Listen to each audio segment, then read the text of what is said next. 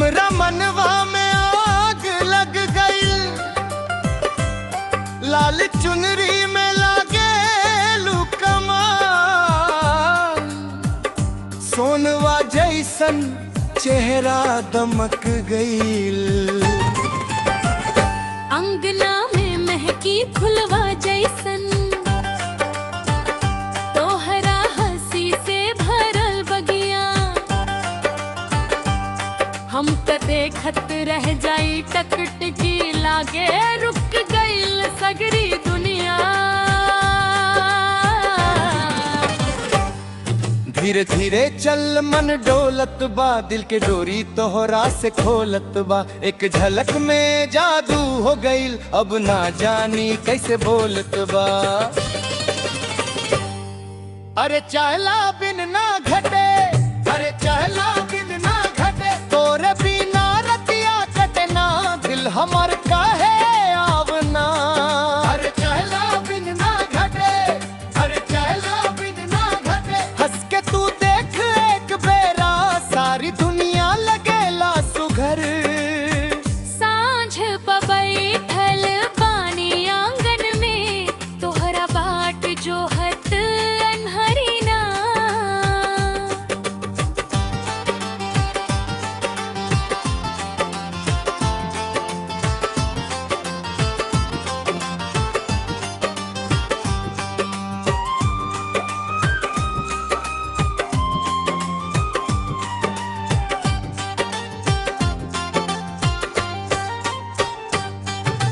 घंटी जैसन बोले मिठ बोल, टूटे लागे मन के पहरिया,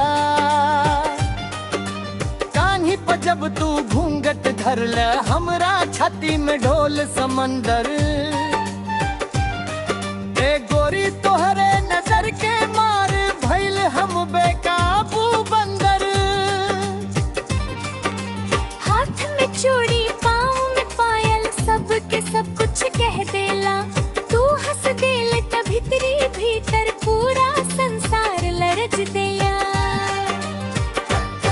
धीरे धीरे चल मन डोलत बा, दिल के डोरी तोहरा से खोलत बा, एक झलक ले जादू हो गईल, अब ना जानी कैसे बोलत बा।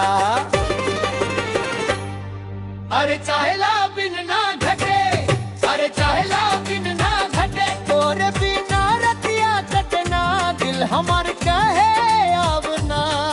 अरे चाहेला बिन ना घटे, अरे चाहेला बिन ना घटे, हंस के तू देख एक बेरा, सारी दुनिया लगेला सुघर।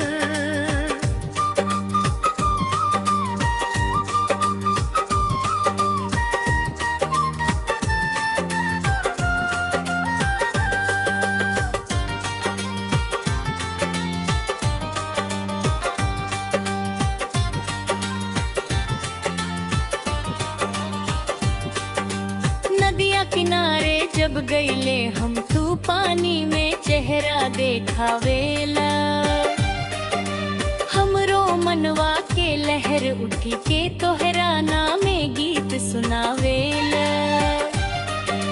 गेंदा के गजरा सनई के फूल, तोहरे केस में खूब सुहाए,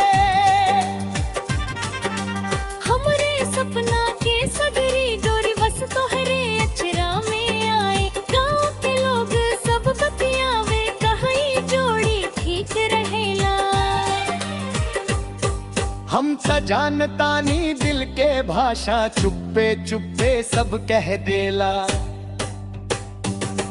धीरे धीरे चल मन डोलत बा, दिल के डोरी तोहरा से खोलत बा, एक झलक में जादू हो गईल, अब ना जानी कैसे बोलत बा। अरे चहला बिन ना घटे, अरे चहला बिन ना घटे, तोरे बिना रतिया कटना, दिल हमार काहे आवना। अरे चहला बिन ना घटे, अरे चहला बिन ना घटे, हंस के तू देख एक बेरा, सारी दुनिया लगेला सुघर।